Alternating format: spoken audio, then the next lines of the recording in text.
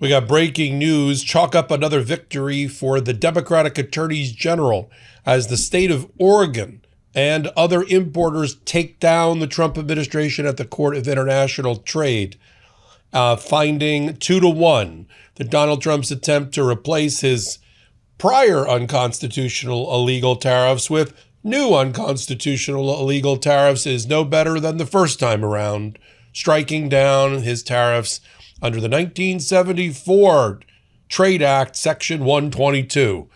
Oh, that's going to be on everybody's lips. Section 122 tariffs are gone, everybody. We can celebrate. Just another attempt by Donald Trump to try to bamboozle the American people. Tariffs are bad for the global economy. They're bad for the U.S. economy. They're not generating any money that can fill the hole that's created by Donald Trump's immoral, regressive tax scheme that taxes the middle class to give tax breaks to the rich. And he can't plug the hole by going after our allies and enemies alike with another 10% up to 15% tariff. So says the Court of International Trade, the only court that matters at this point. In 6 years on Legal AF, until this year, we talked about the Court of International Trade exactly 0 times. But now everybody has become an expert of the specialty court that sits in New York with 3-judge panels, and we've got the ruling. It has to do with Donald Trump trying to convince the 3-judge panel, and not being able to, that we have a balance of payments problem. Not a balance of trade, a balance of payments. So I have your attention. Let's get into it. I'm Michael Popok. You're on MeidasTouch and on Legal AF, and let's talk about this new ruling.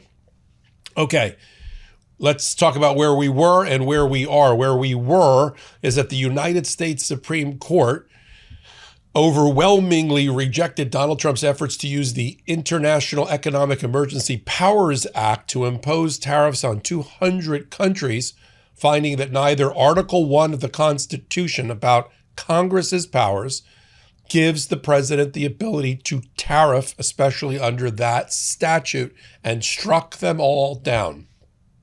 Donald Trump, knowing that they were going to be struck down, immediately, within a month or two, leapt into action and said, I'm going to tariff anyway. I have another tool in my tool bag. But he doesn't. See, the power to tariff and tax is solely that of Congress under Article 1, Section 8. They can delegate to the executive branch, but it has to be an expressed delegation, specific. You can't just can't be ambiguous. Like, well, I wonder if Congress wanted the president to have that power. If you're there, if you're asking that question and scratching your head, then it's not a proper delegation. There have been times in history and by statute that the Congress has delegated certain aspects of their tariffing and taxing power to the presidency. Trump's arguing that under a 1974 act that was created because of a unique set of problems about the global monetary system, the money system, the currency system, and different currencies, and the fluctuation of value for those different currencies. And Nixon trying to solve it by hitting certain countries with tariffs, the Congress needed to step in and come up with a law. So with that as the background, fluctuation in foreign currency, the money of other countries versus the value of the American dollar at the time, coming off the gold standard, because we used to be on the gold standard. U.S. dollars in circulation had to be tied to a dollar amount of value of gold, hard gold ingots and bars sitting in the Federal Reserve, in places like Fort Knox and things like that. Once we got off the gold standard, money fluctuated more than usual, especially around the world. So the balance of payments issue being addressed by the law that Trump tried to use is that on day one, I have a contract to pay X amount for your goods from Italy, okay? But on the day that I've got to make the purchase, my currency is lower than when I did the contract. And to make up for it, I've now got to overpay for the Italian goods. I got to come up with more dollars. And to balance that out, the balance of payments, to make sure I'm not getting screwed because of currency fluctuation, the Congress passed the 1974 Trade Act, this Section 122, allowing a president under those circumstances to address the balance of payments issue by having a short-term ability to tariff. That's not what's going on here. We don't have a balance of payments problem. Balance of payments doesn't mean balance of trade. Balance of trade, they both have balance in the title, but balance of trade is we have a trade deficit or trade surplus. Trade deficit means you're buying less from me than I'm selling to you. You know, you're not buying as much U.S. goods. We're buying too much goods from the European Union, and there's a delta. There's a trade imbalance there. There would be a deficit. You're buying more from me than I'm selling to you. That's a trade surplus, but that's not a balance of payments issue. That's a goods inventory issue, if you will, which is at the heart of this case in front of Judges Barnett, Kelly, and Stanso. And so what happened is the state of Oregon and some importers, the ones that bring the goods into the country, ran to the Court of International Trade and filed their lawsuit. Went up on a hearing. We had some of the Democratic attorneys general talk about that oral argument. And now we've got the ruling. The other interesting thing is the lawyers involved for the government. It's always this guy, Brett Shumate, the assistant attorney for the civil division of the U.S. Department of Justice. He's involved with so many cases. He can't possibly keep up. That's why we're watching an exhausted Department of Justice. Like Brett Shumate's involved with birthright citizenship. I just saw him sign a brief about the Metropolitan Golf Course, the East Potomac Golf Course in D.C. Now he's on the international trade case. I mean, listen, I like diversity in practice, but this is ridiculous. So the opinion, which I'll post on Legal AF Substack, or I have posted, goes through how we got to the 1974 Trade Act, starting first with Article 1, Section 8 of the U.S. Constitution, which gives Congress the sole power to lay and collect taxes, duties, imposts, and excises, which are translated as tariffs. Coming out of immediately after World War II, there was a need for a more effective, efficient, global monetary money policy and system.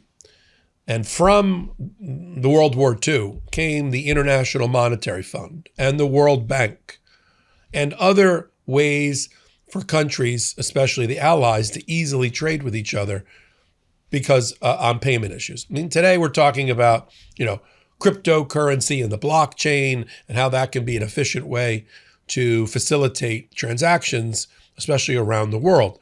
Coming out of World War II, we were talking about the gold standard and gold reserves and paper money. And so they all met at a place called Bretton Woods and came up with the Bretton Woods Accord and the Bretton monetary system. And we sort of have the remnants of that even today. Well, come 20, 30 years later, by the 1970s, because U.S. had come off the gold standard, there was tremendous fluctuations in currency value, which led to Congress, after Nixon tried it himself, and there was an appeal up to a similar court, the predecessor court to the Court of International Trade, which was the Customs Court. Congress says, let's fix it. They came up with a new law while the case was up on appeal, and it says as follows: whenever, this is the law Trump tried to use, whenever fundamental international payments problems require special import measures to restrict imports, to make it more expensive to get things from Italy, to deal with large and serious United States balance of payment deficits, the president shall proclaim for a period not exceeding 150 days a temporary import surcharge not to exceed 15% in the form of duties on any articles imported into the United States. But you have to have a fundamental international payment problem on the United States side of the ledger. And after going through the whole Bretton Woods system and Nixon and the era, this court, 2-1, just declared that the unique circumstances that allows a president to invoke Section 122 tariffs is not anywhere present here. That we have a balance of trade issue about goods, but we don't have a balance of payments issue about money. And therefore, you cannot use this delegated authority because the underlying trigger is not present. What's that mean for Donald Trump and for us? Well, it's a good thing for the American consumer and importer because they just got through having the original tariffs struck down by the Supreme Court in the last month. And they're in the process of getting back the $170 billion of collected tariffs, which importers now have to go through a whole bunch of refund processes and maybe court cases to get their money back. Whether it ends up back in the American pocket, the consumer, some places like FedEx have said they're going to refund the money. Some maybe lower prices. Some will just keep the money. That's the problem with refunds based on goods and a tariff. So we're just getting out from under that and the impact on the economy and the ability of consumers to have any money left at the end of the month. Now, this has been destroyed.